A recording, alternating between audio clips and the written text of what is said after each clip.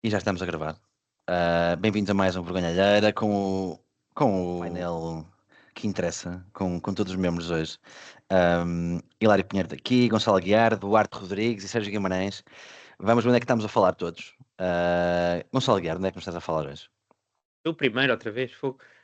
Hoje foste o primeiro, pá. Foste à Olha, minha direita, estás que é assim. pois, exato. Ainda bem que sou o primeiro, porque o meu fuso horário neste momento é mais 2 horas, porque eu estou no Oblast de Kursk. Estou no Muito bem. Oblast de Kursk, na nova Ucrânia. Estou nas zonas libertadas pelos ucranianos, pela armada ucraniana. Portanto, estou aqui à procura de terrenos para construir painéis solares, porque aparentemente vai ser a nova zona desmilitarizada. Portanto, é ótimo para construir painéis solares. Portanto, Eu Muito pensei bem. que estavas à procura de terrenos para construir silos para as armas nucleares da NATO. não, eu não vou. Eu sou da área de energia, não da defesa. Sim, sim. Claro. E és um Desculpa pacifista o também. costume. São todos És uns, é tudo malta das infraestruturas. És um exato. pacifista. Sou pacifista. Duarte Painéis Rodrigues, solares não fazem mal nenhum. onde é que nos falas hoje, Duarte Rodrigues? Muito bem, eu falo-vos do estado da Geórgia, nos Estados Unidos, aqui a preparar as eleições futuras, que da outra vez isto correu um bocadinho mal aqui, eu desta vez estou aqui a preparar o terreno, a ver se não há falcatruas como A houve ver se outra não há a vez. ver, A ver se há se não mais há a ver outra vez. democracia aqui desta vez. Muito bem. Sérgio Guimarães Almeida, onde é que o senhor nos fala hoje? Não estou, mas gostava de estar. Não estou, mas gostava de estar. Em Vilar de Mouros, festival, começa hoje, não estou em erro. Por acaso é um dos poucos festivais que eu ainda não estive. Adorava, sou um grande apreciador de música e o festival Vilar de Mouros pode ser conhecido como o Woodstock português, não é? Que é o festival mais antigo de Portugal. Tem um cenário geográfico fantástico, tal como Paredes de Coura também. Aliás, até acho que eu já estive em Paredes de Coura e também é É fantástico. bonito. Mas tenho um cartaz muito bom este ano com Ornatos, Crystal Fighters, Legendary Tiger Man, Moonspell, The Libertines e portanto não estou, mas gostava de estar. Estou muito admirado, Sérgio, contigo. Não te via nada a ir a Vilar de Mouros. Via-te mais a ver Taylor Swift ou a Anitta ou qualquer coisa desse género. Mas pronto, se quiseres ir a Vilar de Mouros, é um bom sítio para ficar. Eu conheço restaurantes ali à volta. Tens casas, se quiseres ir um bocadinho mais cedo, ofereço a minha casa em Moledo, sem problema nenhum. Mas pá, já te disse, a música é um bocadinho diferente daquilo que tu, pronto, dizes que gostas, não é? Sérgio, eu vi a Anitta. O Hilário conhece Foi um grande melhor espetáculo. os meus gostos musicais. O Hilário conhece melhor os meus gostos musicais. Eu vi a Anitta e foi um grande espetáculo. Viste a Anitta onde? Sim, aqui em Londres. A sério? Vi a Anitta. Foste ver a Anitta, a sério. Sério? Foi um grande espetáculo. Foi Diz que ela falou inglês o tempo todo e a malta, falou inglês. toda a malta era brasileira. Todas as pessoas brasileiras ou portuguesas, ela falou inglês o tempo todo, sim. Mas foi um grande espetáculo. E a senhora sabe o que faz. Pá, aí não há nada a dizer. Sim, mas atenção que eu já falei da Anitta aqui até quando do Festival de Montreux, não este ano, mas acho que foi até no ano passado. Eu só disse que não é bem música, ela faz um espetáculo, um outro É uma performance. Exato, tu disseste que não era bem música, era mais aquilo que tocava na alma. É uma performance. Olha, meus amigos, eu fui à praia com o Miguel Albuquerque hoje. Estava um excelente tempo. Demos ali um mergulhinho. Foi ótimo. E depois fomos ver ali os incêndios. Que eu acho que ardeu 13% da área florestal da Ilha da Madeira. Talvez tenha subido entretanto. Mas foi uma coisa incrível. É incrível. Mas temos que agradecer uma coisa, que só começou a entrar na floresta que nós chamamos de Macaronésia, mas em Portugal tem outro nome qualquer, e só começou a entrar agora. Laura Silva. Exatamente, Laura Silva. E só começou a entrar agora e a parte ardida é pequena. Portanto, o que tem ardido é a parte ao norte ou sul, já não me recordo, que é o mato tradicional. Sim, muito aquilo que dizem de impossível acesso aos bombeiros. Ou seja, não, é impossível de pegar aquilo. E acho que só havia um helicóptero para dar conta de toda aquela área quando os incêndios começaram. Eu vi um título ou um tweet a dizer que tinham recusado ajuda internacional. Isso é verdade? Não é recusado ajuda. O que ele tinha dito foi que eles tinham atrasado o pedido de ajuda, se não me engano. Ok. Porque aquilo que eu li, não faz parte do sistema nacional, portanto, é um sistema continental. Exato. E é um mecanismo, não é? Exatamente. Que a Madeira se recusou já, não agora, já anteriormente se recusou a pertencer a esse sistema nacional. E, portanto, como região autónoma, lida autonomamente. Está muito longe do continente também, convém referir. Sim. Não é... As pessoas não têm ideia, mas é mesmo muito longe. A Madeira é mesmo muito longe. Mas eu acho que aqui não é uma questão de distância, estamos a falar em estratégias. Não, estou a referir uma capacidade de resposta do país como Portugal em ajudar a Madeira, simplesmente pelo facto de ser muito longe, a resposta não pode ser assim tão rápida quanto isso. É mais isso, não estou a falar a nível de estratégia de nos juntar ao sistema, é mais, se nós quisermos prestar assistência, é mesmo muito longe. É mesmo muito longe. Meus amigos, Duarte, eu ouvi dizer que tu querias falar sobre umas coisas que nós falámos no último podcast e tu ficaste um bocado revoltado. Não estou preparado para isso. Eu tenho aqui as minhas notas, eu não tenho aqui as minhas notas. E atenção, eu vou referir aqui uma coisa, eu não fiquei revoltado.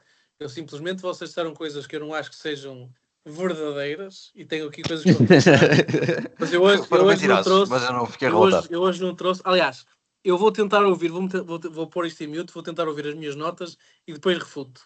Mas comecemos por outros assuntos.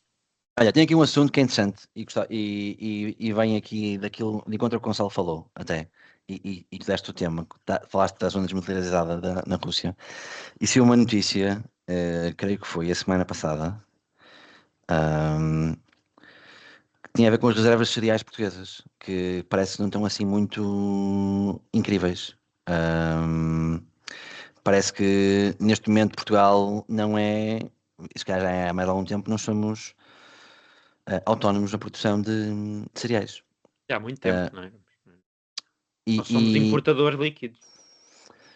Não achas assim um bocadinho preocupante?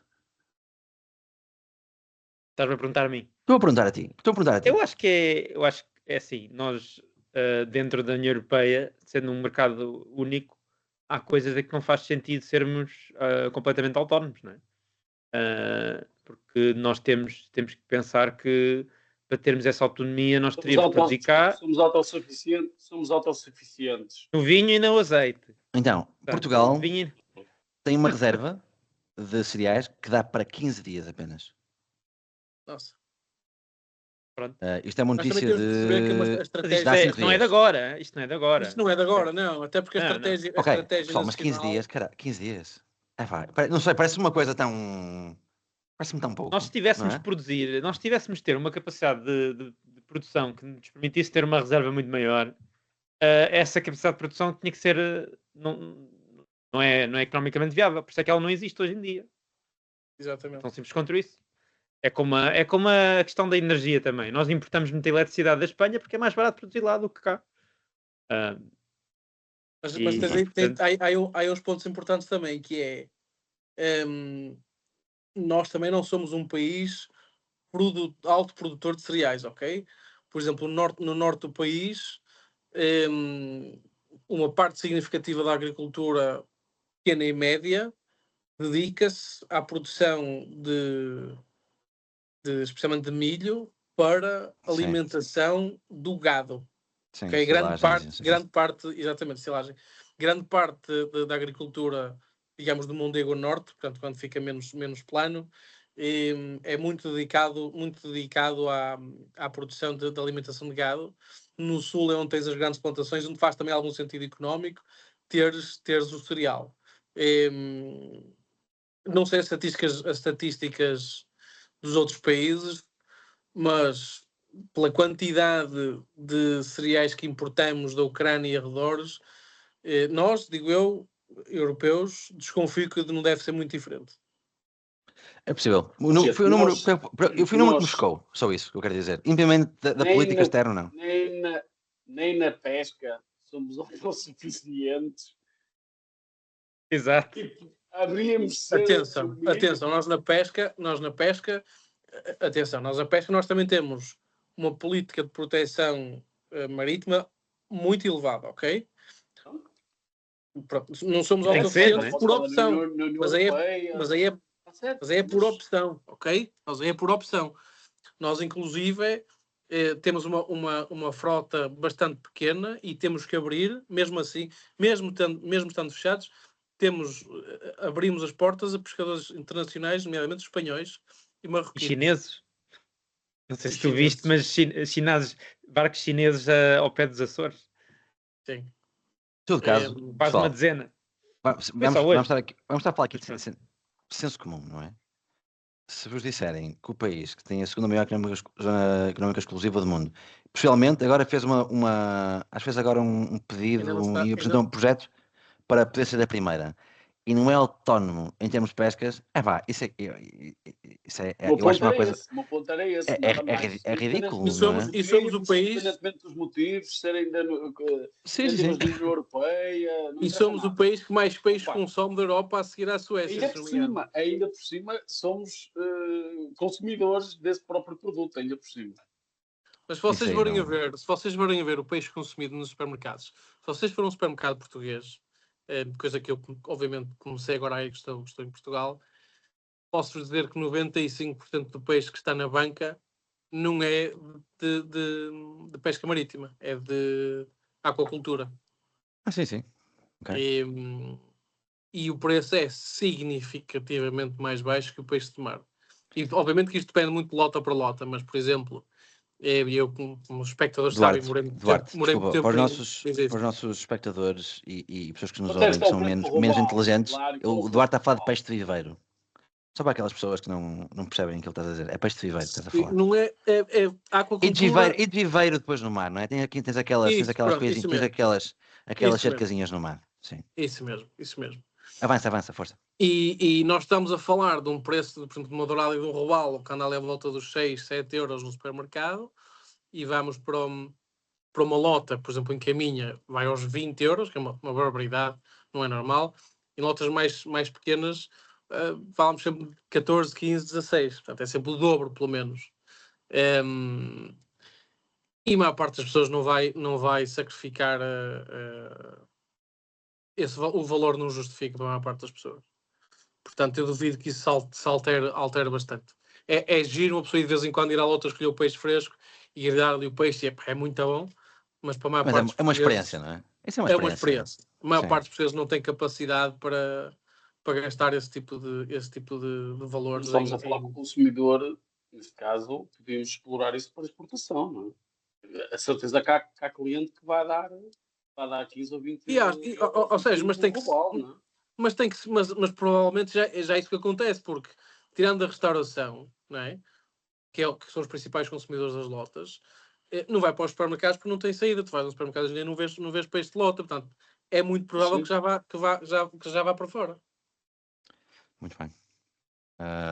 Pessoal, falamos de peixe, falamos de cereal. Temos aqui um tema que é os lucros da banca.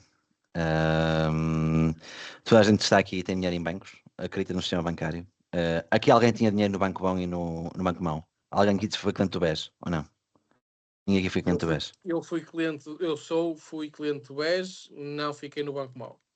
Estás no novo banco então? Estou no novo banco. Muito bem. Já agora, para quem quiser ouvir, se eu há muito pouco tempo, acho que é na Rádio Observador, uma peça jornalística de um repórter, que eu acho que foi o repórter que recebeu uma série de documentos que depois esteve a investigar, que deu aso a grande parte do processo também contra o Ricardo Espírito Santo Salgado. E é super, super interessante. Quem puder ouvir que ouça, acho que está na Rádio Observador. Super interessante mesmo. Em podcast. Eu creio que é podcast. Não sei se é podcast ou se foi um programa que eles fizeram e que depois gravaram. Isso já não me lembro. Pelo menos em podcast. Em podcast tem. No podcast da Rádio Observador tem isso, sim. Como tem também o o Hortosor também fez um comentário interessante. Osório, tem um também muito interessante do rei que esteve exilado em Cascais, que havia um plano dos nazis para o raptarem. Muito interessante também. E vou Estão a ouvir fazer hoje, vou para o último episódio. São 4 episódios, acho eu. Vou no terceiro muito interessante. e falta-me o quarto, que eu acho que nem, não sei. Pelo menos aqui no meu Spotify Não tenho a certeza. apareceu. Não tenho a certeza. Vamos falar de lucros da banca. Duarte, tu és o nosso bancário e banqueiro aqui deste grupo. Já nos falaste de várias offshores. Já gravaste este programa de várias offshores. Queria que. Primeiro, pergunta ridícula, mas eu acho que necessita aqui de algum unpacking. Qualquer empresa ter lucro é bom, obviamente. Ponto Não é? final, certo. Podemos falar aqui que ter muitos lucros em certos contextos, certos setores, pode haver aqui alguma deturpação do mercado, ou pode haver aqui alguma. Pode não ser necessariamente saudável. O que é que achas disto? E depois fala sobre os lucros à vontade. Ora bem, eu como sendo um liberal económico, não vejo um problema em uma empresa ter uns lucros altos. Agora, convém também perceber o que é que isso quer dizer. Estamos a falar em lucros altos porque é um valor muito grande, estamos a falar em percentagens, as percentagens são iguais aos outros, portanto, eu acho que isso é uma discussão que não pode ser feita sem contexto. Por isso, essa pergunta é demasiado genérica para eu conseguir responder sem Mas ofender metade das pessoas. fala. Pronto, relativamente aos bancos, eu acho que é importante perceber que não se pode olhar para um banco ou para um grupo de bancos num momento estático, num só ano. Olhar para um banco, o bom sistema financeiro é uma coisa de ciclos, é cíclico. Os bancos têm sempre um plano económico pelo menos 3 anos, ok?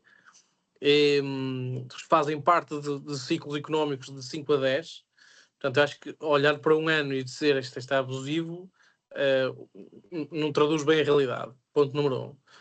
Ponto número 2. Os bancos portugueses têm mais lucro que os bancos internacionais? Não. Se formos a ver, não. Qual é a diferença aqui? Os bancos portugueses até há pouco tempo eram uma miséria. Okay? A questão é essa. Os bancos portugueses sempre estiveram na cauda da Europa. Sempre não. Quer dizer, basicamente desde que foram politizados ou politicizados na altura daquela confusão com o BCP e a Caixa e o Brardo. A partir daí a banca portuguesa na realidade colapsou por completo e não conseguiu ainda mais recuperar. Está agora a começar a recuperar, mas quando compararmos o banco português, eu estou aqui a falar de bancos tradicionais, estou a falar do BCP, estou a falar do BPI, estou a falar do TOTA, estou a falar do Novo Banco. Portanto, são bancos que são bancos comerciais, têm o componente de banca. Diz isso? Santander. Ainda disse TOTA. Não, porque estou a olhar para o relatório de contas e estás a Santander TOTA. Ok. E não, porque é importante, porque o Santander Global é um banco muito diferente do Banco Santander TOTA. Pronto, da mesma forma que existem em Portugal bancos de investimento, que eu não vou falar porque é demasiado técnico e não vale a pena perdermos tempo nisso. Vamos comparar o banco tradicional, o BCP, o BPI, o Santander e a Caixa Geral, e podemos equipará-los a bancos internacionais como o Lloyds, como o NatWest, que são os bancos mais também bastante tradicionais, que não têm grandes componentes de banca de investimento. O Lloyds não tem de todo, o NatWest tem um bocado, mas não se reflete nas contas. E vemos que os retornos... Primeiro, obviamente, há aqui uma nuance de ser um banco, não é uma empresa qualquer normal. Um banco é uma empresa altamente regulada que tem que ter uma coisa chamada os capitais, tem que ter uma reserva de capitais, que são os rácios que se calculam, baseado nos perfis de risco dos ativos do banco, produzem um rácio. Esse rácio só serve para mostrar a solvência do banco e a capacidade do banco estar ok. Quanto mais alto esse rácio, melhor está o banco, mas provavelmente tem menos capacidade em gerar risco, ou seja, tem coisas com menos risco, ou seja, tem menos retorno. Portanto, tudo isto é bastante sensível a puxar de um lado e puxar do outro. O banco português, por exemplo, nós temos Por exemplo, o Santander tem um rácio relativamente alto face aos restantes portugueses. O BCP tem relatórios que têm valores mais baixos. O BPI, por exemplo, tem vou dizer números para vocês perceberem, tem 14%, o Santander tem 18%. Isso é o quê, essa porcentagem? Chama-se o Common Equity Tier 1. Okay. Que é basicamente aquilo que mantém. Já a Caixa tem 20, que é uma barbaridade. Isso é o que mantém do dinheiro que é depositado? Não. Como é que isso funciona? Tu tens um portfólio de, sei lá, hipotecas. Ok? Uma hipoteca tem baixo risco. Portanto, tu atribuis a cada tipo de ativo chamado um risk weight. Estou-me a lembrar de 2008, Eduardo. Eu também agora comecei a lembrar disso, sim. Mais ou menos. Bem, as hipotecas têm baixo risco. O problema é quando são entregues assim à parva. Mas não interessa para o caso. Exato, sim. Certo. E o problema das 2008 não foi nisso. O problema foi os investimentos que faziam sobre isso. E os investimentos que faziam sobre o investimento que faziam sobre isso e por aí fora. Então, os CDOs e os MBS, etc. Exatamente. E pronto, os bancos portugueses estão relativamente com os rácios relativamente altos, mas tem uma componente diferente, que é um Lloyds. Basicamente, os bancos têm dois tipos de receita: a receita de juros e a receita sem ser juros. Num banco típico inglês, um Lloyds e um NatWest, tu vais ter, sei lá, 60% ou 80% da receita vem dos juros e depois tens alguma componente residual dos restantes, comissões, as gestões de conta, etc. Nós em Portugal, os nossos bancos têm poucas, para terem uma ideia, estou a olhar aqui para o balancete do BCP 2023, eles têm 100 bilhões em depósitos, ok? Mas só têm 60 de empréstimos. Portanto, eles nem sequer conseguem emprestar dinheiro.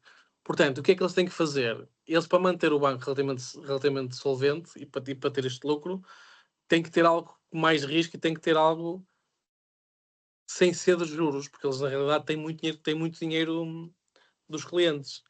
Portanto, nós, em Portugal, baseamos muito a banca nas comissões, quer no ato de fazermos um empréstimo. Por exemplo, nós em Portugal fazes um empréstimo, tens comissão disto, tens comissão daquilo, etc., que é pago a 30 anos, portanto, o cliente não sente, efetivamente, estamos a falar de 0,5% ou 0,2% do empréstimo, portanto, não sente. Coisa que no Reino Unido praticamente não existe. Portanto, tens algumas comissões de manutenção de conta, etc., tens algumas pagas algumas coisas para fazer, ou compras alguns produtos, mas não tens grandes receitas aí. E depois em Portugal também temos uma coisa que é a banca de negócios, a banca de empresas, tem muitos custos, okay? para as empresas. Portanto, os bancos cobram bastante às empresas para fazer seja o que for. No resto do mundo, nos países mais evoluídos, como o Reino Unido, entre teres um business account e um retail account, a diferença não há de ser assim grande. E então existe aqui uma componente diferente que eles tiveram que monetizar, que é esta história de sem ser de juros, que realmente traduz aqui um bocado mais de receita diferente. Agora, a nível de retornos, continuamos abaixo da média. Portanto, nós, para terem uma ideia, um retorno chamado Return on Equity, ou Return on Assets, é muito abaixo dos ingleses, por exemplo. Apesar de nós termos mesmo esta componente de receita sem ser de juros. Portanto, os bancos não estão necessariamente numa posição inacreditável. A última diferença, que essa sim é provavelmente a grande alavanca dos juros dos lucros dos bancos, é as despesas. Um banco em Portugal tem muito menos despesas, se vamos falar em percentagens de receita, do que no Reino Unido. Por exemplo, o BCP em Portugal tem chamado um cost to income de 30%, um Lloyds é capaz de ter para aí 45%. o NatWest tem 50 e tal. Portanto, nós temos operações bastante limpas. Coisa que não é historicamente não é assim. Portanto, foi um serviço, foi uma coisa que foi acontecendo gradualmente, lá está, voltámos aos ciclos, e os bancos portugueses conseguiram limpar os custos internos, mantendo a capacidade de servir o cliente, digitalização, a redução de sucursais, etc., mantendo a receita, conseguiram diminuir muito os custos internos, o que produz os tais valores em absoluto bastante altos. Mas a nível a austeridade de retornos, ajudou um bocado a isso, né? Aquele momento austero que tu falaste, ajudou um bocado forçou isso, né? forçou isso. Depois também temos outra coisa que é... A troca e o para a escolha, não é austeridade. Não, eu estou a falar a austeridade que foi imposta aos bancos portugueses, né? Muito por causa da crise de 2008. A banca não era um negócio que não era interessante durante muitos anos em Portugal. Eu lembro-me de haver 3 balcões do Milénio na Avenida da Igreja e agora há um, por exemplo. E a Avenida da Igreja é uma avenida pequenina, não é muito grande. Mas isso é uma redução, uma redução global, não é só em Portugal. Por terem uma ideia, eu quando comecei a minha carreira na banca, o banco onde eu estava tinha 470 sucursais ou 570 sucursais, quando eu saí tinha 50. Portanto, estamos a falar de um corte brutal.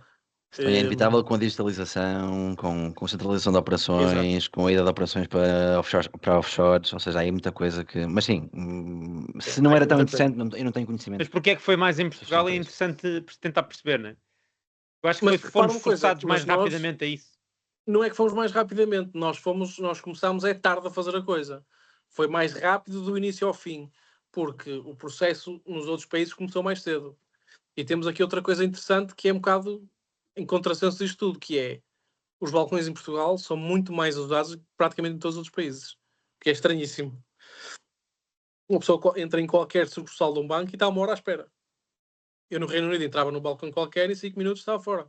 Para fazer seja o que for. Quer dizer, se fosse fazer muito tech é diferente. Sim, mas temos muitos velhinhos a irem depositar há um bocado isso. E no Reino Unido isso já não existe, porque mesmo nós fazemos muitos estudos no mercado e notávamos que a ideia que nós tínhamos que as pessoas mais velhas não eram digitais, não sabiam usar as coisas, tornou-se... a ideia era falaciosa, não acontecia.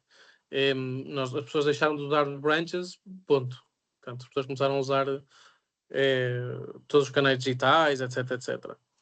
Em Portugal não parece acontecer porque uma pessoa vai ao banco e realmente está uma pessoa na fila com senha para levantar dinheiro ou para depositar dinheiro. Me parece completamente fora de série. Por outro lado, também é a maneira deles serem à rua e fazerem alguma coisa. Pronto, se calhar também é isso. Muito bom.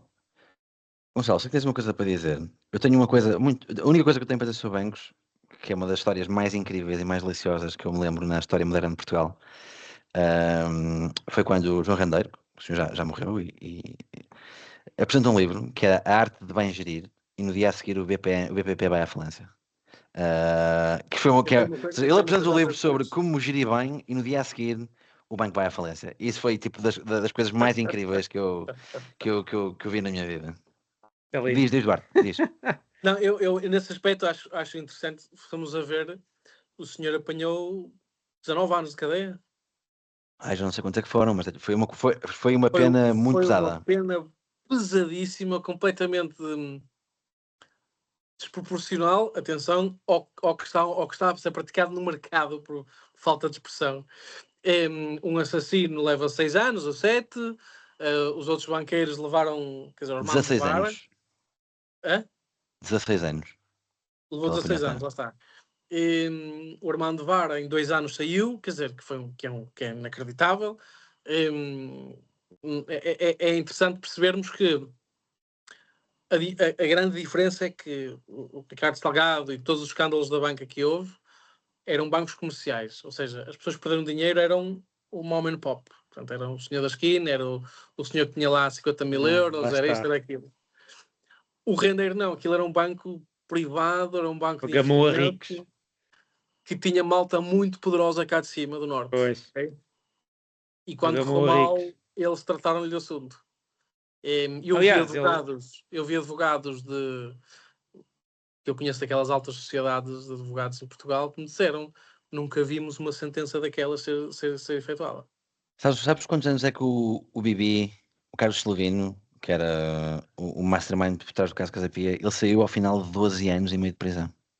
12. 12 anos e meio. É. E o João Randeiro apanhou 16. Lá está. Que é para termos. Nem sei muito bem o que dizer, para ser honesto. E em Portugal nós não temos penas cumulativas, não é? Ainda por cima. Portanto, ele levou 16 anos por aquilo. Sim. O que é isto das penas cumulativas? Explica lá. Tu tens limite, tu tens um limite de por exemplo, nos Estados Unidos... É pena máxima, né? De 25 anos, não é? Matares 2 pessoas ou matares 5, não vais para a cadeia 50 anos, vais 25. Ou seja, as penas... Tu és condenado pelo ato de matar 5 pessoas. Nos Estados Unidos és condenado por matar... Cada crime, não é? Exato, cada crime, exatamente. Por isso é aquela que é apenas cadeia nos Estados Unidos, que é tipo 2.000 anos. Ou seja, há coisas assim do género. Um serial killer, por exemplo, estava feito, não é? Exatamente. Vai dentro. Eu só tenho uma coisa para dizer, se me permitires, muito rápido. Eu acho que te esqueceste um ponto, Duarte, que é o facto de Portugal. Tu disseste, o ROA em Portugal, nos bancos portugueses, é mais baixo do que os outros bancos. Mas Portugal também tem taxas de juros, e quando comparas com a Inglaterra, taxas de juros em Portugal e na Europa toda são inferiores à Inglaterra, não é? ao Bank of England. Isso não poderá também... Não, eu explico porquê. Aquilo que nós consumidores vemos como preço não é o custo de financiamento dos bancos, ok? Portanto, quando dizemos a Euribor está a 4%, isso para o banco é praticamente indiferente na realidade, porque o custo de financiamento de um banco, primeiro e grande parte, está nos depósitos dos clientes, ok? Que cobra nada. Vamos ser sinceros. Em ciclo normal é zero. O banco é obrigado a diversificar por lei e ir ao mercado de capitais, que lhe vai subir aquilo para 1 e tal %. Mas se nós formos a ver, e agora se me permitirem, eu dou já aqui 2 ou 3 exemplos que eu tenho isto aqui à minha frente, se eu conseguisse apanhar. Se eu assim consigo, net. Enquanto consegues apanhar, eu vou-te dizer qual é que foi a maior pena de sempre de cadeia, que foi 141 mil anos, e que foi para um senhor, esta foi uma pena de prisão em 1989, aplicada ao senhor Chamoy Tipasio, na Tailândia, e foi por ter defraudado, fraude corporativa, num esquema de pirâmide. E ele defraudou 16 mil chineses. 140 mil anos. E há aqui uma que eu acho muito engraçada, não tem graça nenhuma, não é? Mas o senhor que é o Charles Scott Robinson, que era um violador que foi condenado a 30 mil anos de cadeia, mas correu. 20.250, recorreu e a pena foi reduzida em 500 anos. Vocês reduziram a pena dele em 500 anos. Que bom. Dos 20 mil para os 19 mil e... já é uma coisa. O advogado era bom. Trabalhou bem, pá. Era bom, exato. Sérgio, e aquele gajo que estava a acumular dinheiro há 8 mil e não sei quantos anos, não era? Nem esse era o Elon Musk, não era? Nem esse conseguia, enfim. 10 mil euros por dia, desde a idade do gelo, ou 10 mil euros por dia, desde a idade do gelo e até hoje, e o Elon Musk tinha mais rico que ele. Exato, é uma referência ao episódio anterior. Full circle. Duarte, encontraste? Exato, full circle. Eu vou dar aqui um exemplo de BCP, tem o chamado Net Interest Margin, que é a diferença entre a percentagem de juros que recebe e os juros que paga. O BCP tem 3,36%. É bastante alto isto. Já o novo banco tem cerca de 3%. Vamos a ver o Lloyds, por exemplo. O Lloyds está aqui. O Lloyds, que é tipo o melhor banco do mundo. É o Ronaldo dos bancos? É o Ronaldo dos bancos. Tem 3,11%. E o NatWest... Portanto, não é o interest que acaba por... Mas quando se nós discutirmos o porquê destes aumentos dos lucros na banca, não é? Porque eram muito pequeninos antes, não haviam, eram inexistentes. Pois, lá está. Estás a perceber? Mas explica-se pelos juros. Explica-se pelos juros, ainda assim, não é? Não é só as comissões que aumentaram desde 2022. É os juros, principalmente. Sim, mas o juro, claro, depois há aqui essa questão que é tu fazes o preço dos teus empréstimos baseado nas Euribors, mais um spread, não é? E por norma ofereces a subida de juros centrais aos clientes nos seus depósitos. Portugal foi dos países que também menos fez isso, ok? Portanto, o spread entre os juros oferecidos aos clientes nos depósitos e os juros oferecidos nos empréstimos, Portugal teve dos maiores gaps europeus durante bastante tempo, ok? Portanto, nós atrasámos a subida de juros nos depósitos e depois fomos rápidos a descer quando os valores desceram. Nos países mais nórdicos, as coisas acontecem praticamente em simultâneo. Exato. Pronto, e eu ia só dizer uma coisa para completar o que o Duarte disse, que hoje foi manchete, não manchete, foi título no Eco, que os lucros da Caixa vão dar 300 milhões de dividendos ao Estado. Mas às vezes, o Bloco é interessante nisto, o Bloco está contra lucros, contra os lucros, mas estes lucros dão jeito. 300 milhões é dinheirinho para o Estado. Os lucros não são só maus, não é? A Caixa só vai dar 300 milhões. Foi o que foi noticiado. Ao Estado. Foi o que foi noticiado. Ao Estado. Fora os outros acionistas. Certeza. A Caixa é detida pelo Estado só. Pois, a par pública tem 100%, acho eu. Tu não podes comprar ações da Caixa de Depósitos. Mas o ano passado a Caixa entregou 700 milhões ao Estado em dividendos. Pois. Mas também era preciso dinheiro para termos superávit ano passado. Exatamente. Meus amigos. Sérgio, eu estive a falar com o amigo teu, que é o Jorge Martins, antes de passar para ti. Estive a falar com o Jorge Martins e eu liguei-lhe antes do programa, não sei o quê, disse que íamos falar sobre a banca e perguntei-lhe a opinião dele e ele disse que isso é tudo a culpa da ganância do grande capital.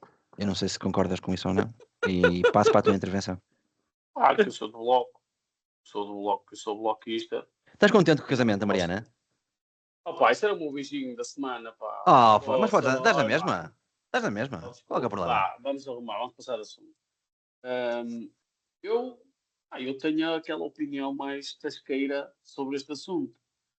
Aquela opinião de quando os bancos dão lucro, muito bem distribui-se, quando dão prejuízo, lá vão os contribuintes meter o dinheiro deles. É a opinião mais tasqueira que mas certa. É um facto, não é? Tem sido um facto. Não, tem sido um facto. Não estamos a constatar, não estamos a ver se tem razão ou não, mas tem sido um facto. Ou pelo menos já falamos aqui no BPP. Bem, o BPP não é o melhor exemplo, não é? Mas obviamente que não, que é um banco privado. É um banco privado com investidores fora da Caixa, vá. Mas falamos aqui dos é um bom trocadilho, fora da Caixa. Exato. Portanto, eu não tenho sumo suficiente para todo este assunto, não tenho de todo. Obviamente que foi uma intervenção certa. Eu, como por exemplo, como sou investidor imobiliário, tenho créditos imobiliários, ver o meu crédito imobiliário ter praticamente, eu tenho mais do que tenho vários créditos imobiliários, como nano investidor imobiliário, nem micro, vou dizer nano. Tens vários, não és nano? Certo, tens 14 casas, por amor de Deus. Isso não é ser um nano investidor.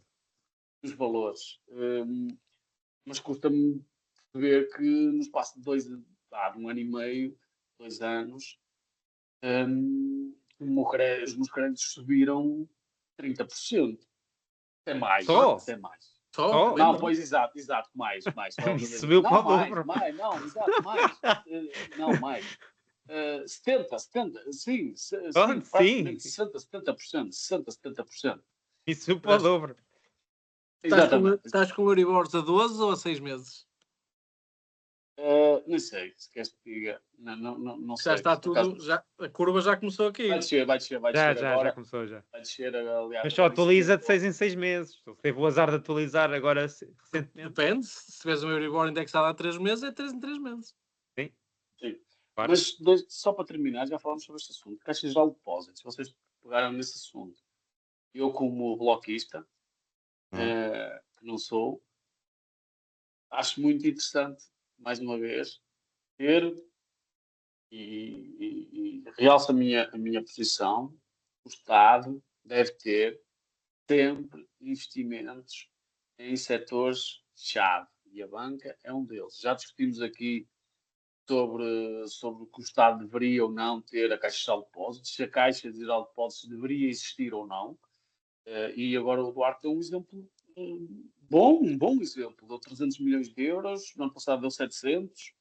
Esperemos que para o ano dê 1.000 milhões e muito mais por aí. Os 300 é um dividendo extraordinário a meio do ano. Portanto, não sabemos o que é que vai dar no final do ano. Exato. Exatamente, são ótimas notícias. Ótimas notícias para o Estado. Parece um país rico até, pá. Parece um país rico. Exatamente. E portanto, mas a minha opinião... Tão rico que agora vai dar um cheque aos reformados. Antes de mudarmos de assunto, eu tenho que corrigir aqui uma coisa, como é óbvio, não é? Porque o Comuna veio para aqui mandar habitantes e eu vou ter que corrigir, não é? Já sabemos como é que as coisas... Comuna! Ele é bloquista, pá. Comuna, aonde? Ele é bloquista, pelo amor de Deus. Já está de férias com Já está algum Ele é que está comunista... intitulado Já está algum comunista de camisa da Paul Ralph Lauren que é investidor em propriedade? Já viste algum comunista desse? É o caviar, não é? O Robles do Bloco de Esquerda, meu amigo. É o Bloco de Esquerda, mas tem investimento. É os caviar, não é? É a malta do caviar. Não é caviar. só o Robles, a Catarina Martins também. Mas não, aqui há uma pequena coisa técnica, agora só para brincar um bocadinho, aqui há uma coisa técnica que é, existe o Fundo de Resolução em Portugal, que fez o bailout do novo banco, não é? O Fundo de Resolução tecnicamente não foi dinheiro dos contribuintes, porque os bancos estão a pagar, os bancos deram um empréstimo face ao Estado, estão a pagar uma fortuna por ano ao Estado para financiar esse valor. Portanto, na realidade, não foram os contribuintes que fizeram o bailout. Mas eu comecei exatamente a minha intervenção a dizer, na minha opinião tasqueira, sem perceber do assunto, foi exatamente isso que eu disse. Portanto... Pronto. Mas é só aqui uma pequena nuance. Efetivamente foi o Estado que financiou o Fundo de Resolução, mas os bancos contraíram um empréstimo há 20 anos, ou já não sei quanto, com juros bastante altos, para assumiram essa dívida para com o Estado. Sim. Há aqui uma coisa que é preciso dizer, que não é só os tasqueiros que dizem essas coisas. Não é só os tasqueiros. Não. A IEL, a Iniciativa Liberal, também se vem com essa cena. Porque os privados, os serviços privados, também vem com essa narrativa de que nós estamos a pagar os bancos. Muito bem. Toda a gente sabe que a classe da banca é uma classe que passa dificuldades, tem que fazer sacrifícios para comer à noite, às vezes não pode pôr os filhos no ténis, põe-nos só no rugby. São pessoas que passam todas muitas dificuldades. Mas se calhar tive que tirar a minha filha do balé. Tive que tirar a filha do balé para conseguir... Insuportável. Pessoal... Eu tive que desistir do desporto por causa disso. Mas eu trabalhava demasiadas horas. Acredito. Olhem, temos aqui uma coisa interessante para falar, que é o Sr. Puigdemont e Espanha. E Sérgio, é a tua vez de mandar aqui. Tu és o nosso consultor de geopolítica e turismo, dos dois. E eu gostei muito dos Moços de Esquadra, que tem a Seus Carabinieri, é a minha força policial favorita na Europa. Passo para ti. Sim, Moços de Esquadra realmente é um nome. Sexy, não é? É nome sexy. E apropriado, neste caso, eles foram mesmo moços, neste caso aqui, quer dizer, deixaram um homem... Exato. Não, nós falamos no WhatsApp e acho que era um assunto muito rápido para tratar, porque realmente aquilo será tratado no futuro. Eu acho que também a comunicação social também não deu grande importância, porque há tanta coisa a acontecer neste momento, são as guerras, as eleições nos Estados Unidos, etc. Mas não há dúvida que aquilo é um feito inacreditável, não é? Como é que alguém... Mas, Sérgio, recapitula para quem não está... O que aconteceu? Eu vou saber em primeira mão. Os nossos ouvintes são cultos suficientes para perceberem minimamente o que é que passa. Em 3 frases, explica o que aconteceu. O Sr. Puigdemont foi discursado. Procurado, não sei se será pela Interpol, se calhar não, pela Interpol. Certamente pela coroa espanhola, é? Pela coroa espanhola, é? Sim, conseguiu entrar em território espanhol, conseguiu ter algum tempo para fazer um discurso durante centenas de pessoas e conseguiu voltar a sair do país sendo procurado. Mas exatamente.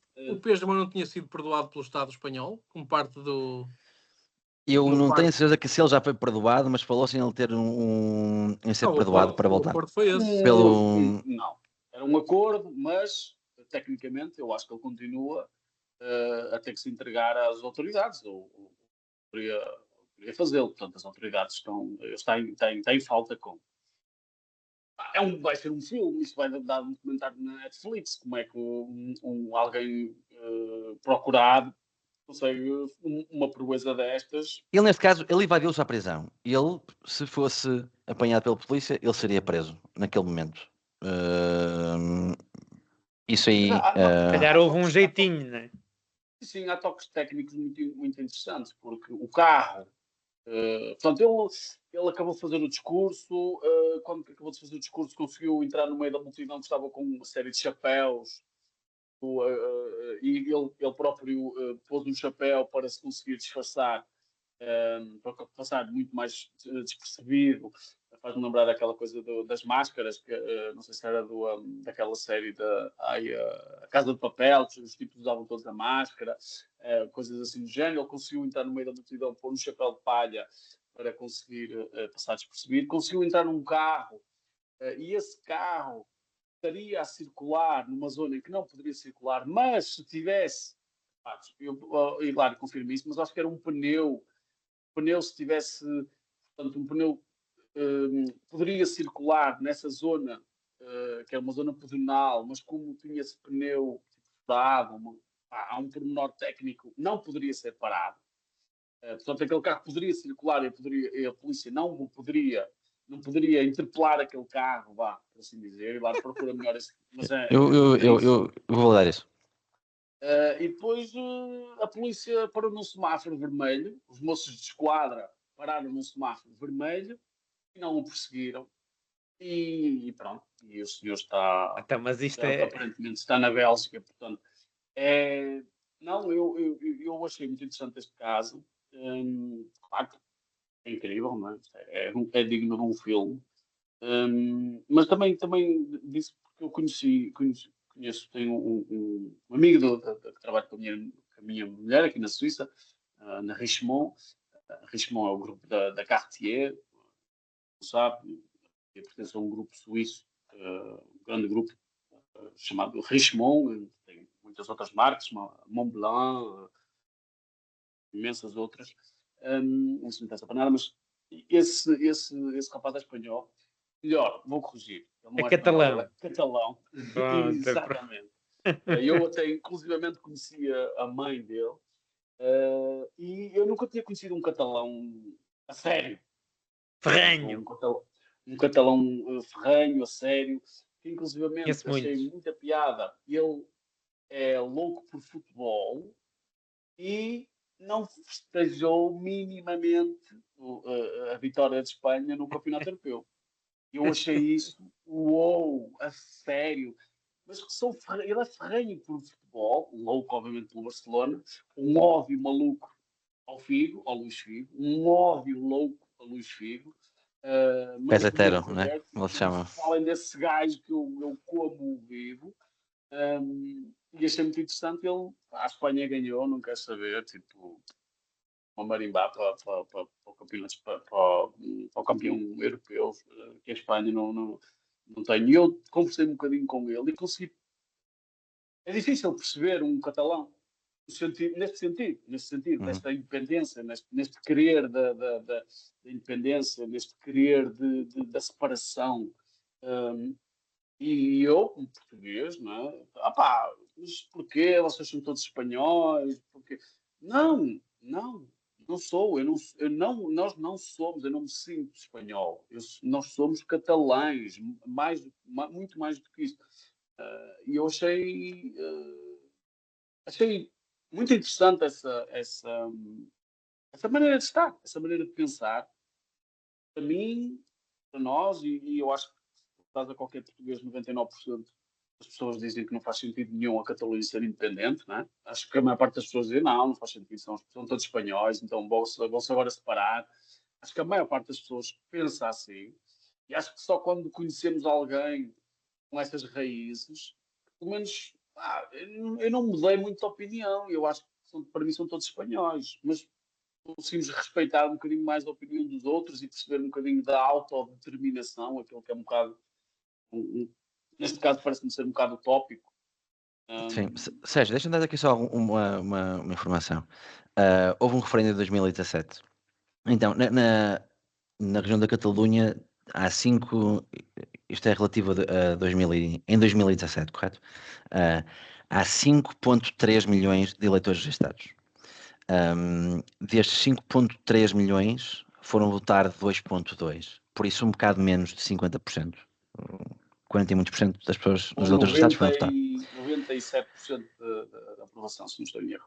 92,1 votaram sim, ou seja, dos 2 milhões de pessoas, das 5,3 milhões que são eleitores registadas, votaram sim. Que é muita gente. Ou seja, mesmo com esta abstenção toda, é uma coisa muito significativa. Mas não acho que pode ser um bocado Brexit? Eu acho que a Catalunha seria um exemplo que não sei se eles não se arrependeriam também. Então, Não sei. Mas atenção, eu trouxe esse assunto, não era. Pronto, podemos falar. Sim. Agora abriste a caixa de Pandora. Era o filme do Puigdemont, era mais Já agora, para saber, Sérgio, eu acho que assim, o Puigdemont tinha uma ordem de prisão por um juiz. Os moços da esquadra disseram é que tentaram não prender para não criar alarme social e por não haver tumultos ali naquele momento. Se é verdade ou não sei. Mas eu creio que a razão pela qual ele tinha um mandato de captura tinha a ver com um caso de peculato, acho que desvio de dinheiro, relativamente a uns fundos a quando o referendo de 2017. Pelo menos foi aquilo que eu li aqui muito rapidamente, consegui ler muito rapidamente. Foi legal esse referendo, foi feita a revelia. Sim, por isso, mas esses fundos também foram também embezzled, de alguma forma. Mas eu gostava de ouvir a opinião do Duarte, porque o Duarte, obviamente, é a favor da separação entre Norte e Sul de Portugal. Portanto, portanto, certamente estará a favor. E atenção que eu não estou contra. O quê? Gonçalo, desculpa, não sabes. Bem, vamos então aqui interessa. Ok, vamos falar da Catalunha. Vamos falar da Catalunha. E fala depois de mão e depois fala o que quiseres. Catalunha. Não, relativamente à Catalunha, se conhecerem malta daquela zona, são todos bastante independentistas. Portanto, eu conheço muita gente daquele lado. Desculpa só interromper e tu vais concordar. Eu acho que grande parte, ou a principal razão pela qual são independentistas tem a ver com dinheiro. Sim.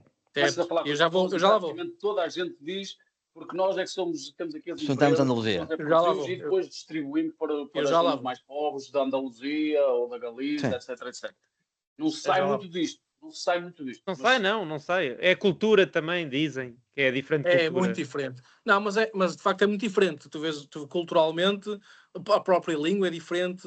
Eles sempre foram bastante independentistas. A nível financeiro, é uma zona per capita é brutal. Quer dizer, é muito, muito alto. Tem um GDP per capita muito alto aquela zona. E de facto financia praticamente o resto de Espanha toda. O pessoal com quem eu conheci é tudo muito, como é que eu vou dizer isto, politicamente correto. Fecham-se muito naquilo, portanto, nós é que somos e o resto não interessa. Nós queremos a nossa independência e é um bocado histórico, porque a Espanha, como um país, a Espanha é relativamente recente. Quer dizer, tem praticamente o mesmo tempo que os Estados Unidos. Estamos a falar de uma Constituição de 1700 e muitos. Até lá tínhamos as separações dos diversos reinos espanhóis autodeterminantes. Navarra, Castela e Leão, Galiza, Astúrias, sempre foram bastante independentes. Portanto, a Península Ibérica sempre foi bastante fragmentada e a Catalunha por si também tem esse histórico e o pessoal de lá, eu conheço bastantes e trabalhei com muitos, todos partilham bastante a opinião. Na altura, em 2017, com as pessoas todas que eu falei, todas elas, sem exceção, não consigo encontrar ninguém, não votaram porque estavam muitas no Reino Unido, outras em Portugal. Todas elas me disseram, eu se pudesse votar, votava com a independência. Ponto. Portanto, agora, o Gonçalo diz e bem, é um referendo ilegal. É verdade. Um referendo à independência. Voltamos aqui àquela questão, quer dizer, o que é um país independente e o que é que isso determina? Faz não é? uma nação, não é? O que é que faz Constitui uma nação? O que é que constitui uma nação? A vontade do povo importa? Obviamente que sim. Mas na realidade Então Gaza eles foram é para libertar, conquistados. então. Gaza é para libertar, exatamente. Quer dizer, mas também Gaza não é liberto. Isso é outro assunto, porque Gaza não é liberto porque não quer, não é? Porque as únicas Sim, eles pessoas não querem. as únicas pessoas a querem dois Estados são os israelitas. Isso é outro assunto. Agora, a Galiza também é a mesma coisa, mas a Galiza é por outros motivos, mas também independente. Quer dizer, no caso da Galiza, economicamente já estão ok, já não é aquele país, aquela zona paupérrima espanhola, já se conseguiu recuperar. A cultura é diferente, a língua é diferente, a língua vem do português, não é do espanhol. E temos também, quer dizer, tens o País Basco, tens aqui uma coletânea de antigos reinos que não se dão bem entre eles. Pessoalmente, um referendo, eu não digo a independência, um referendo à independência ser ilegal, sei lá, aquilo é uma região autónoma também, não é? Pelo que eu entendo, quer dizer, se é região autónoma, tem a sua independência de criar um referendo local. Portanto, Neste caso, Se fosse a estamos a falar Madeira, de... vamos falar no nosso caso. Fosse a Imagina que Madeira. fosse a Madeira. Se fosse a Madeira fazer um referendo e criar-se independência, eu acho que o referendo não é ilegal ou ilegal. Se nós os deixarmos ser independentes, a questão é outra. E aqui é a mesma coisa. Se nós deixarmos... Era igual. Era igual. Porque Tinhas que referendar toda a gente em Lei? Portugal, não só na Madeira. Não concordo com isso. A Madeira... Mas o Ronaldo continuava português. As internalizações do Ronaldo contavam para Portugal. E os gols internacionais também. Não, jogava para a seleção madeirense. Pois. Mas pronto, é que vou estou a dizer. Era até aos 50. Eu acho que podia haver uma eleição, um referendo na Madeira, se dava seguimento ou não, e logo se via, e em que modos, e em que via legal, que também é outra questão que ninguém fala nisto, não é? Em que modos é que pode existir independência. Mas acho que dizer que eu não sabia da história do embezzlement do Piesmont, porque aquilo que eu li na altura foi o homem foi preso porque queria um referendo ilegal. Eu não achei isso... Será que é mal? Eu não sei se está bem ou se está mal, mas na Atenção, minha mente... Duarte, eu não sei se eles estão a acusar por embezzlement por o referendo ser ilegal. Pois, percebes? não sei. Isso é que A mim, a que eu estou a dizer é que me caiu mal. Eu acho que sim. É pela lei espanhola é ilegal e, portanto, ele foi o eu acho que é por isso. Mas eu não sei se ele depois, mesmo um caso de peculato não ligado... Pronto, eu não sei se foi isso. Já é colateral. Eu acho que isso já é um bocado colateral e foi... Pronto. Obviamente. Eu acho que prender uma pessoa por ouvir o povo é um bocado, sei lá, é contra toda a nossa base liberté, égalité, não é? Das origens francesas. Quer dizer, o povo é que manda. Mas neste caso a coroa espanhola não tinha hipótese, não é? Mas atenção, calma, estás a misturar coisas. Agora estás a misturar coisas. Imagina que agora o Presidente da Junta das Taipas lembrava-se de criar um referendo para a independência. E queria ser É o Pineal. É o O Rei do Pineal. Já temos dois. Temos o da Pontinha e temos o do Pineal. Eu como habitante de um dos países que tem os maiores referendos, a maior porcentagem de referendos do planeta, mas de longe mesmo, obviamente que ter referendos soa-me bem. Mas realmente é algo... Não sei, eu acho que prender alguém por ouvir a voz do povo, a mim não me cai bem. Pronto. Uma coisa é o referendo, outra coisa é dar independência à Catalunha. São coisas distintas. E mais, uma coisa é ficar dentro da coroa espanhola, outra coisa é ficar dentro do Estado espanhol, outra coisa é ficar como região autónoma. São coisas, todas elas distintas. Okay? De acordo. Mas acho que prender alguém, a mim na altura não me caiu bem, apesar de eu sempre disse, um país é conquistado, acabou. É conquistado, a história é essa. Pronto. Agora, por outro lado, quer dizer, é a voz do povo e o gajo foi preso por dar... Quer dizer, ele não fez aquilo por ele próprio, não é? Na realidade. Quer dizer, que o referendo também foi feito... Mas era um segundo ato, Sérgio. O segundo ato era, ok, somos independentes, vamos candidatar a presidente. Agora, o ato de referendar é para os outros, não é para ele. Ele foi um dos 2 milhões, não é? Sim, mas como qualquer outro político, ele queria ser o Bolívar da Catalunha, queria ser. Certo. Mas eu percebo o que quer dizer, sim, é para dar à vontade do povo. Muito bem, pessoal. Catalunha, Puigdemont, nós não falamos. Espera aí que eu ainda não falei sobre esse Desculpa, assunto. Gonçalo, peço desculpa. Estou aqui a gerir os Espera aí. tempos porque estamos Ok, vertiginosamente a deixa-me só avançar para o contar final. uma história muito rápida. Uma Conta. história de um dos primeiros catalães ferrenhos que eu encontrei ao longo da minha vida. Eu conheço vários ferrenhos e alguns até que estão-se a borrifar. E normalmente são fora de Barcelona, do arco de Barcelona. São mais do interior, mas dentro da Catalunha, que não querem saber. E a história foi, eu quando vivi na Bélgica fiz aulas de como é que se diz, de aquelas de integração social, porque eu estava lá, eu era imigrante e achei interessante convidar a mim, então entrei nas aulas de integração. E no primeiro dia tivemos que nos apresentar e dizer que país é que vínhamos, etc.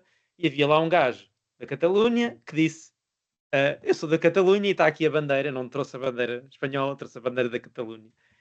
E disse que estava aí, a cena dele foi que estamos há não sei quantos séculos para conseguir a independência da Espanha e não sei o quê e não sei o que mais. Pronto. E quando eu fui lá falar lá à frente, disse que era português e que podia eventualmente dar algumas lições ao catalão de como ter independência da Espanha.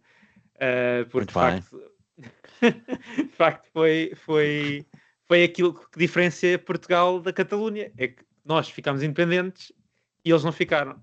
Ou foi ali uma certa escolha, mais ou menos, mas nós estivemos em Madrid, nosso exército esteve em Madrid. Sim, nós conquistamos Espanha para todos os efeitos. Exato. Portanto, houve ali uma certa... E até faz sentido geograficamente, de algum sentido, Espanha ter escolhido Catalunha a Portugal. Mas o que eu queria dizer, não é só isto, o que eu queria dizer era esta questão da autodeterminação tem que ter sempre um stop. Onde é que para? Não é? Onde é que tu paras? Não é? Que a bocado tens... Por isso é que eu falei do Presidente da Junta das Taipas, por exemplo. Pronto, é isso. Porque... de fazer um referendo. Porque nós já vimos o que é que o conceito romântico da autodeterminação, que é um pouco... Foi muito popularizado pelo Woodrow Wilson, não é? O presidente dos Estados Unidos da América, que negociou o final da Primeira Guerra Mundial, não é? E de certa forma, interveniente no Tratado de Versalhes. Foi ele que popularizou. Olivença é nossa. Lá está. Autodeterminação.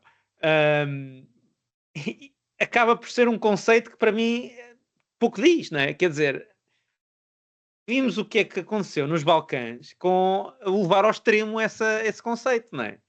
Em que hoje em dia temos países, se calhar os povos não se dão muito bem entre si, têm culturas diferentes, tudo bem, mas são países praticamente, são províncias, são ao nível de províncias portuguesas. Aliás, o Alentejo é maior do que o Kosovo, acho eu.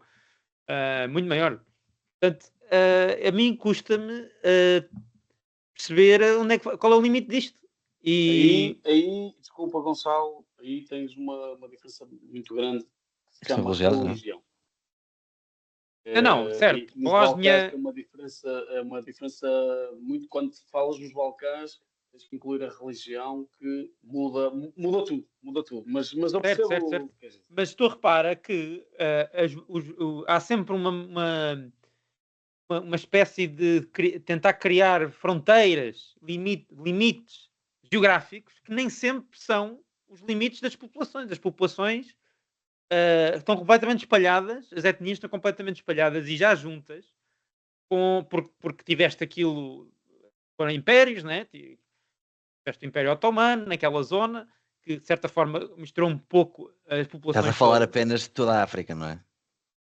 Exato, por exemplo, a África, por exemplo, o Médio Oriente, que chegámos lá toda a África com a régua esquadra e definimos fronteiras arbitrariamente. A questão do Paquistão com a Índia, que foi uma desgraça, aquela divisão, uma total desgraça. Portanto, a mim faz-me alguma confusão tentar delinear fronteiras. E qual é que seria, para mim, eu faço aqui a pergunta, qual é que seria a forma de pôr a Catalunha independente? Eu não vejo forma, porque à medida que vais saindo de Barcelona, como eu disse, vais cada vez Não, caminhando, é um gradiente, uma espécie de gradiente. Isso legalmente já está delimitado, Gonçalo, desculpa. Aí. Já existe a Está região delimitado, autónoma mas que- as pessoas que querem realmente ser independentes estão estão numa espécie de zona Não, litoral que não não te é a enganes. Catalunha toda. Não te enganes, esquece isso. Os que eu conheci não havia nenhum de Barcelona. Em todo caso, tinhas de ter Não uma é de fronteira Barcelona, é de física. Tarragona ou de Girona. Tinhas de ter uma fronteira física. Pronto, Teria de mas ser lá uma está, fronteira mas isso física. tu estás a criar injustiças com essas delimitações. Aliás, De acordo. o Netanyahu sabe muito bem isso. Por isso é que ele põe colonatos dentro da Cisjordânia, que agora é impossível haver uma divisão. É impossível. E por isso é que, para mim, esta questão da Catalunha independente e de querer ao máximo e a todo o esforço criar delimitações, dá a barraca. Dá a barraca. Mas as Mais limitações já vale existem. entenderem-se. Mais vale Gonçalo, mas entenderem-se. já existe a delimitação, não há criação nada. No caso da Catalunha já está feito isso. Não... Sim, mas ir mais além, criar aqui um Estado-nação independente da Espanha, eu acho que vai, enfim, vai, Eu acho acho que é que um isso também precedente pode incrível e ia eventualmente, dar barraca. Só para pode terminar, eventualmente acalmar o. Ai, desculpa, Gonçalo. só uma coisa. O que interessa na realidade, para mim, são os países que reconhecem outras nações. Portugal é um país porque o Papa conheceu a nação de Portugal, não foi logo em 1143, porque foi uns anos a seguir, uh, independente e autónoma.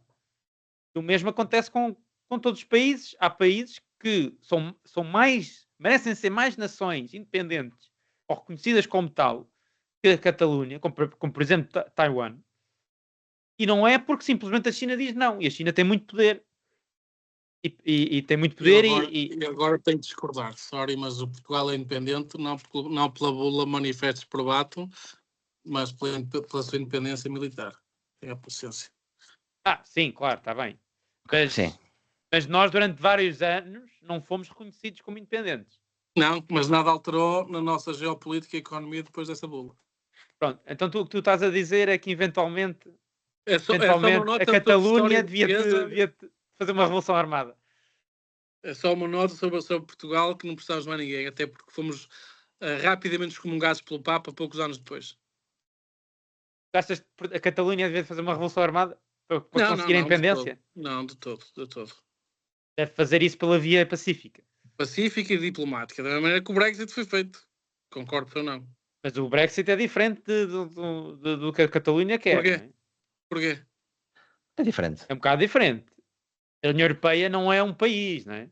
É um continente federal quase. Não Mas é é diferente. longe de Mas uma é diferente. federação, infelizmente. Infelizmente não, felizmente. Pronto, fica para outra. Gonçalo, Fica para outra. só para vocês saberem, e Sérgio, isto é para ti. Porque estiveste aqui a falar mal do senhor e até trataste o senhor com algum desdém. O Sr. Luís Soares, que é o presidente da Junta de Freguesia de Caldas das Taipas, jamais vai pedir um referendo. Ele tem cara de boa pessoa e é um homem com obra. É um homem com obra. Luís Luís Soares, Soares. Sim. um abraço. Acredita que quando estava a falar lembrei-me do presente que eu não sabia, Taipas veio-me à cabeça, portanto. Mas é uma excelente terra, ali em Guimarães. Eu conheço. Viste um comentário interessante que queres recomendar, não é? Vi. Espera aí, Sérgio, Não antes é, disso, não é. Duarte, as pessoas que vão ver isto aqui no Duarte. YouTube vão ficar com vertigem, pá. Eu As pessoas que vão ver isto aqui no YouTube, para editar elas- isto, Aconteceu aqui eu qualquer vou ficar coisa. maluco. Há qualquer coisa aqui que Para está a com bater isso. mal. Eu estou na vertical agora? Estás vertical. Para, Ok. estás Tá bem, bom, tá para. bom. Estás bom, estás bom. Eu para editar isto vai ser de louco. Mas está bem. Olha, eu queria, não tem a ver com vergonha alheira, não tem a ver com, mas foi uma coisa para este programa, cada um traz o que bem entender, pagam-nos para isso, portanto Pagam-nos para nós isso. trazemos aquilo que nos bem. Pagam fortuna. Eu trouxe queria que vocês vissem, é forte, não é para qualquer um. Posso dizer que, por exemplo, a minha namorada não se recusou a ver. Começámos a ver, ela disse, eu não quero ver isto, tira isto, não quero ver, porque não quero. Inclusive eu vi o documentário até ao fim, tentei convencê-la a dizer, mas vê, porque isto não é, não. Chama-se, eu acho, não sei se é Netflix ou HBO, já não Eu me creio recordo, que é Netflix, Sérgio. já não Creio sei, que é mas vê, Netflix. o Deixar caso de na expectativa.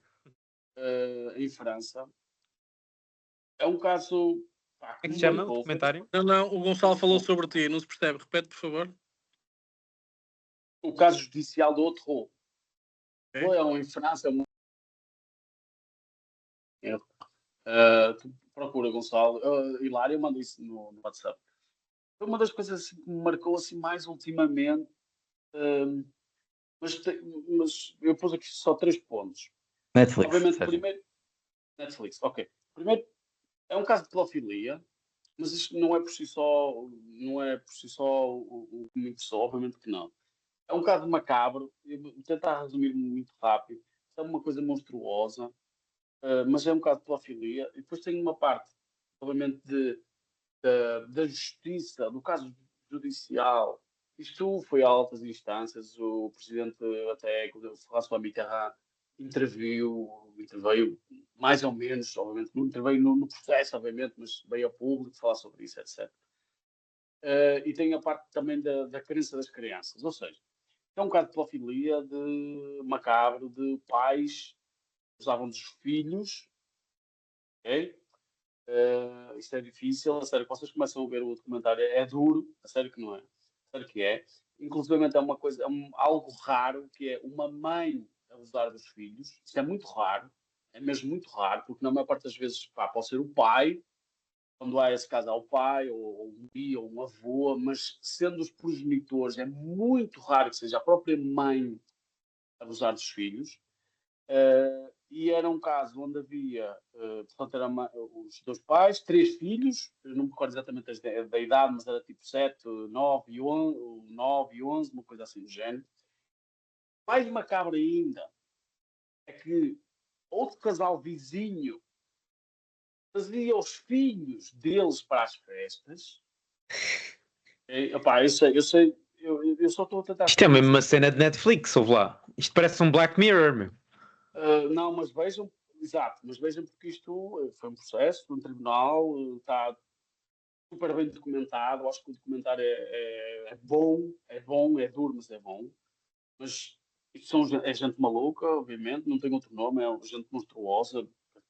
Tem, não tem outro nome. Um casal que abusava dos 3 filhos e depois trazia outro casal que também trazia os 3 filhos e literalmente faziam festas com álcool e abusavam dos filhos todos com 5, 7, 9 anos. Ai, Pronto, ok. Jesus, fogo.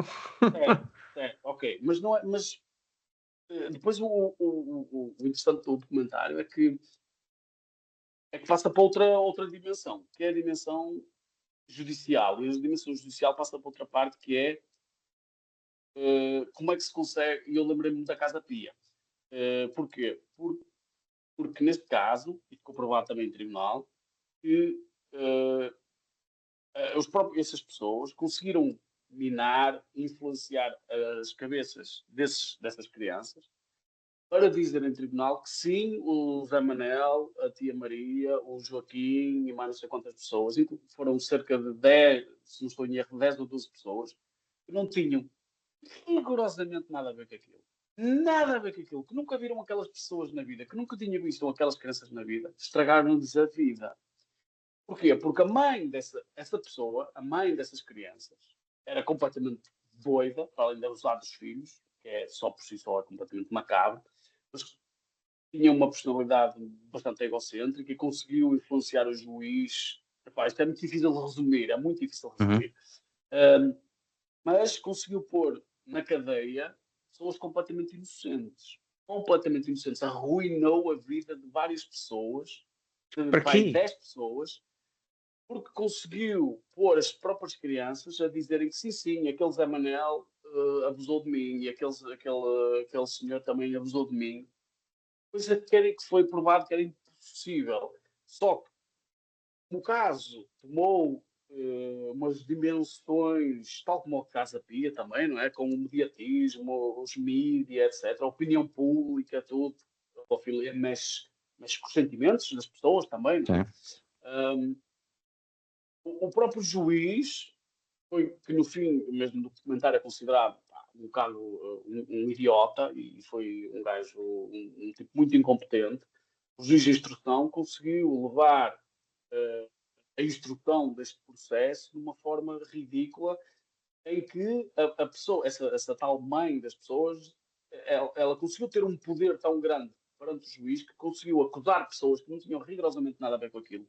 Mas porquê que ela fez própria... isso? Para se tentar descartar? Queria ser o centro das atenções. Ela gostava de ser o centro das atenções. Epá, vocês têm que ver. O documentário, para mim, é brutal. É fantástico. Fantástico. Sim, fantástico. Mas o caso judicial é fantástico. Que arruinou com a vida de várias pessoas que não tinham rigorosamente nada a ver com aquilo, que nunca tinham visto aquelas crianças na vida. Nada. Foi com o privado, que era que foi impossível. Mas, claro, depois os advogados da defesa começaram a tentar perceber aquilo e pronto, e desmontaram tudo aquilo. Foi um caso que em França, gigantesco. Isto foi nos inícios dos anos 2000. Durou 4 ou 5 anos, mas ao fim de 4 ou 5 anos ficou arrumado, ao contrário das casas pias, que já andaram para aí há não sei quantos anos, e etc. É bem macabro isso, fogo. É muito macabro. Eu agora percebo porque é que a tua namorada disse, não vou ver isso. Não. Sim. Ele ali começou a ver e disse, não, tira-me isto, eu não quero ver isto. E eu consigo ver aquilo até ao fim. São 3 ou 4 episódios. 4 episódios. Eu aconselho a ver não é pelo... Reparem uma coisa, abusos dos filhos, infelizmente, há diários, todos os dias, em Portugal, em França, em todo o mundo. Infelizmente, todos os dias crianças são abusadas pelos próprios familiares. Pela mãe é muito raro. É muito raro a mãe ter esse instinto, é muito raro. Mas acontece.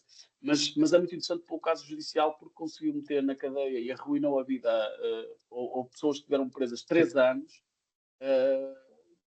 por nada, porque desde o ponto número 1 que não houve uma prova, só que o caso começou a tomar a dimensões tão grandes que o próprio juiz, portanto a opinião pública, quando se fala de pedofilia, o taxista, a partir do momento em que a criança também diz que o taxista abusou, e há um padre envolvido, e é por cima nisto também. Portanto, há todo é um filme autêntico. Eu recomendo ver isto pelo caso judicial, ok? Vejam como é que consegue-se arruinar a vida de várias pessoas. Isto mexeu muito comigo. Pelo caso da pedofilia. Já está a mexer comigo também. Depois também entra muito na psicologia das crianças.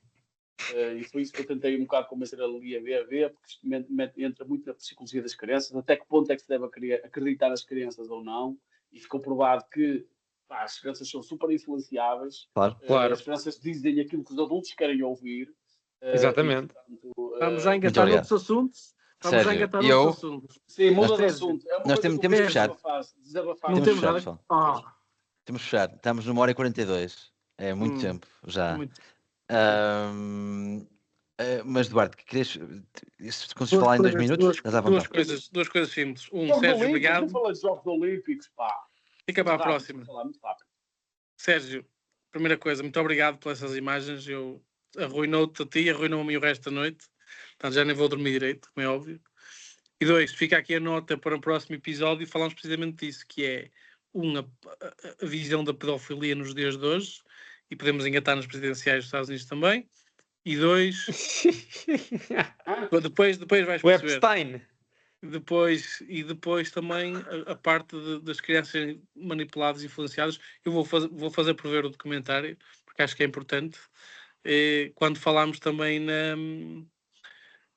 nos miúdos, os pais influenciarem nas mudanças de género e dessas coisas todas, acho que temos aí muita coisa para falar no próximo episódio. Sim, só aqui a nota, Sérgio. Hilário, nota aí estes 2 pontinhos. Está anotado. Gonçalo. Jogos Olímpicos, só 2 coisas, tenho que dizer, desculpem lá. Diz. Mas eu estou a dizer muita coisa também. Handball, basquetebol, arrisquem isso dos Jogos Olímpicos, ninguém quer saber. Desculpem lá, mas ninguém quer saber. Quem é que handball sim. Handball sim. Handball. Sabes quem Acho que ganhou? foi a Espanha. Achas? Não sabes. A Foi a partir do momento em que Espanha. não sabes, é porque não interessa. Foi a Espanha, na final contra a França. Mas não tiveste de pensar. Desculpa, não interessa para nada. Não interessa para nada. O futebol, eu concordo. O futebol Ah. acho que faz sentido nenhum estar lá também. Muito bem. Meus amigos, vamos passar rapidamente para os beijinhos da semana. Era só isso, Sérgio? Não, eu tinha mais, mas não me deixam. Fica para a próxima. Fica para a próxima. Gonçalo, beijinhos da semana. Ora, os meus beijinhos vão para todos os novos ucranianos. O que é que são os novos ucranianos? São as pessoas que estão a viver nas zonas libertadas pela Rússia, que agora são ucranianos. Libertadas pela Rússia? Libertadas Não, por quê? da Rússia. Libertadas pela Ucrânia, da Rússia, né? Libertadas, como se tivessem Libertadas. empresas. Okay. Libertadas. Muito bem. Um beijinho para essas pessoas. Muito obrigado, Gonçalo. Eles Vão viver agora melhor. Vão gostar. Eu não vou entrar nesta conversa. Vamos aos beijinhos, temos que acabar. Duarte, o teu beijinho da semana. Sei que eu deixei para o beijinho. Ai, meu Deus. Ficar sem retorcer. Meu Deus. O meu beijinho desta semana vai para o Presidente da Região Autónoma da Madeira, que está nas praias a fazer muito bem, em vez de fazer o seu trabalho.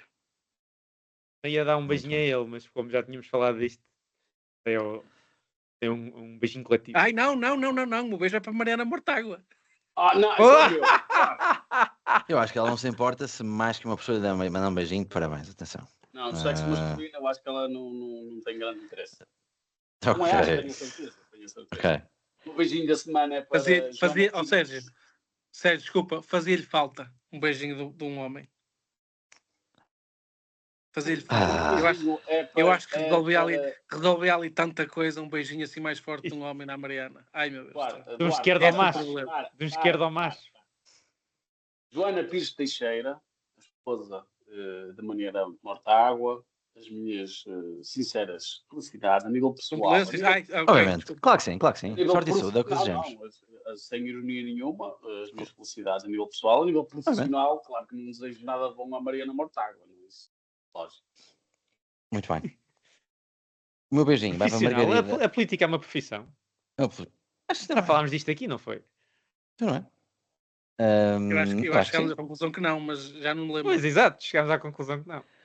Se há pessoas que ganham o seu dinheiro toda a sua vida a ser políticos, eu acho que tem que ser uma profissão. Tá bem. Pelo menos para alguns, é. Ela é economista, né? A profissão dela é economista, digo eu. A formação dela é economista. Ela não é economista. E esse era o cerne da questão da última vez. Pois era, pois foi. Meus amigos, o meu beijinho é para Margarida Balseiro Lopes, ministra do governo atual da Juventude e que referiu-se a pessoas que menstruam e vamos ter que falar sobre isto novamente no programa, mas o meu beijinho vai para as pessoas que menstruam, todas elas. Seja o que for que isso quer dizer. Sim. Vai para essas pessoas. Meus amigos, foi mais um programa. É claro o que isso quer dizer, não é? É claro que isso quer dizer. Foi mais um programa. Muito obrigado a todos e até ao próximo episódio. Adeus.